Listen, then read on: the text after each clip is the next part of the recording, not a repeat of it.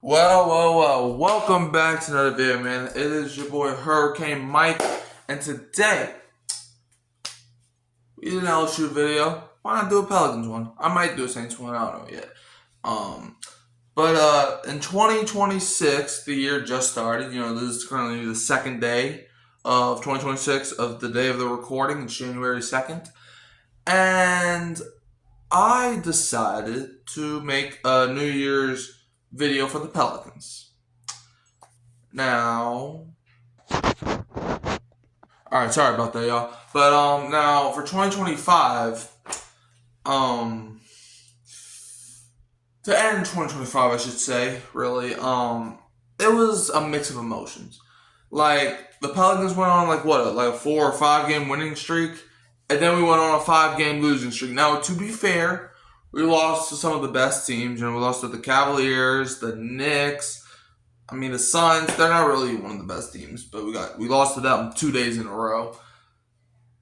And then we got creamed by the Bulls on New Year's Eve. So it just was not the best way to end 2025. But the Pelicans have a little bit of promise as their queen and Jeremiah Fears has been a little inconsistent lately, but overall, we'll see. Jose Alvarado should be coming back from suspension tonight when the Pelicans take on the Trailblazers. We'll just see how that goes.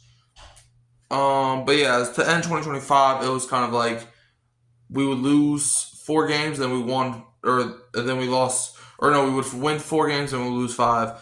Like, that's really how the end of the year went. And it was just like we were just throwing stuff at a wall and see what sticks. Now, 3 key areas for the New Orleans Pelicans to improve on in the new year of 2026. First one is the defense. Now, the defense, it's been okay at times, but the Pelicans just give up so much three-point attempts, and I understand sometimes 3-point attempts. I understand there's not really a philosophy on how to guard them because you don't want to be all up in their face because then they can just draw a foul, but you also don't want to give them space because then they can shoot the 3.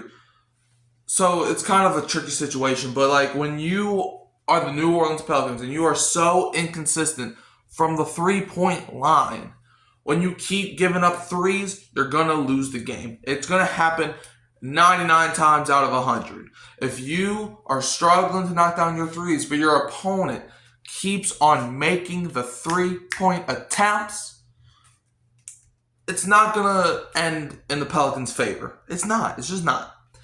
So the defense has to improve on that, and also they got to improve on getting rebounds. We cannot be getting we can't be getting outboarded. We can't be getting boxed out, especially in the paint, because that's where most of these games come to. Who's the more physical team? And the Pelicans, 85% of the time, are not the most physical team. Yves Missy, he's what, 7 feet, right? He's around that height. So why does he keep getting out-rebounded? I don't understand that. So that's the first key. Second key has to be the late game execution. The Pelicans have lost so much games this season where it felt like they had it won, and then a couple stuff went in the other team's favor at the end of the game. For example, the New York Knicks game a couple nights ago. A couple games ago, I guess. I don't know. But when we played against the Knicks a few days ago, Pelicans had a lead, and then they just couldn't buy a shot. They turned the ball over in the last 10 seconds. Well, was it 10 seconds? I don't know. They turned the ball over in at least the last 15 to 20 seconds when they were down by 3 or 4 or something. I don't know. So, and when that happens, you're not going to win too many games. The first game of the season against the Grizzlies was a prime indicator. You were up big going into halftime, and then you just let the lead slip away. Then you played the Grizzlies again, where you were up going into the 4th quarter by a lot of points, but then you failed to get some shots that you should make. Grizzlies capitalized off of it. You went to overtime and you lost. So the late game execution has to be there for the New Orleans Pelicans. And last key area that they have to improve on in 2026, I think it's the bench scoring. Now, I understand the bench scoring is probably one of the best units on the Pelicans. It's probably because I think the Pelicans were number 1 in bench points per game. So why do I say we need to improve on the bench scoring? Well, clearly it ain't enough.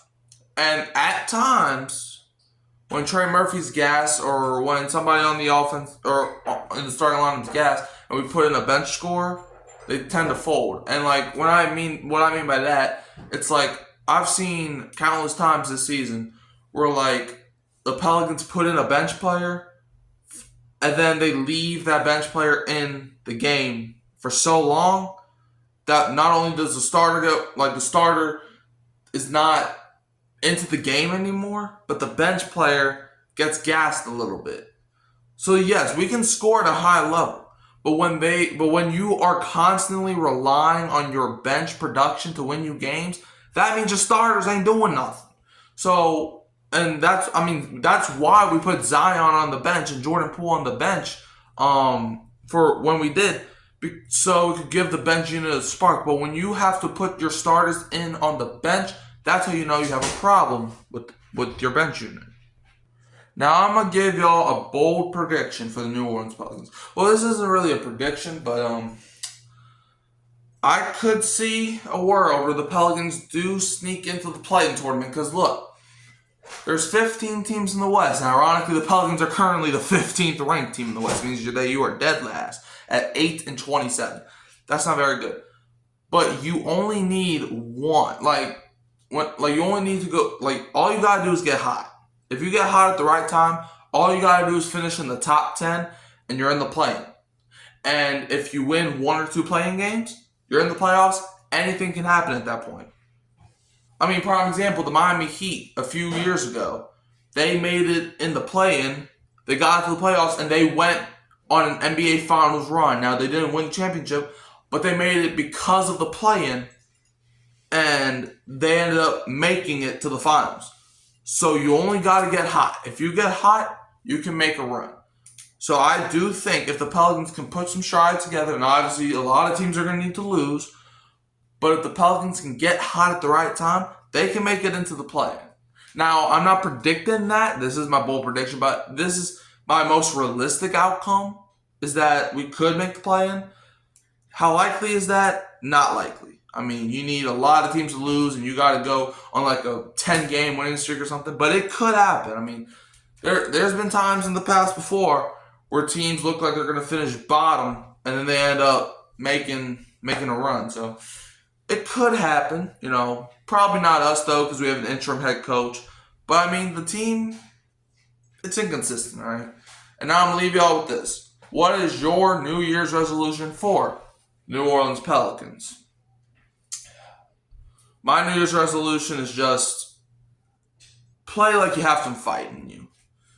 Okay. Now, granted, they have been playing some games, even when they lose. They've been playing with fight, but that's not good enough. You're 8-27. Come on. 26, 25, 25. You have 19 more losses than you have wins. We are entering 2026 with single-digit wins. So my New Year's resolution, at least finish with at least 20 wins. Especially since we don't even have our draft pick. So if the Hawks which the Hawks will get our pick, I don't know. Thankfully, it's just one draft, and we didn't trade multiple picks to Atlanta. That's the bright spot, at least. Okay, I mean, we could still have a pick next year, and it's probably going to be high again, no one listening. But yeah, so that's all I got for y'all. You can always find me at Hurricane Mike, Kyle Phelps, and Keeping It Real, Who Does Sports Podcast. Don't forget to like, subscribe, share, turn the bell on so you don't miss another upload. And I'm leaving you as always with the Go Pels, and don't be a Buns fan.